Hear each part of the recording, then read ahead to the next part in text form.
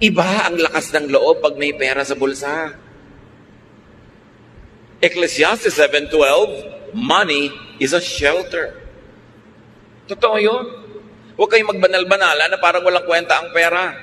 Sabi sa Bible, Ecclesiastes 10:19, money is the answer for everything. Siyempre, figure of speech yun. Pero ibig sabihin lang nun, money is a solution to many, many things in life.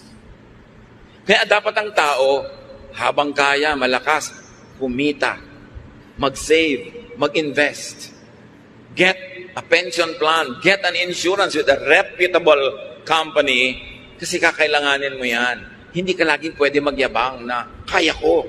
Hindi tayo sure. Iba na yung merong itinabi.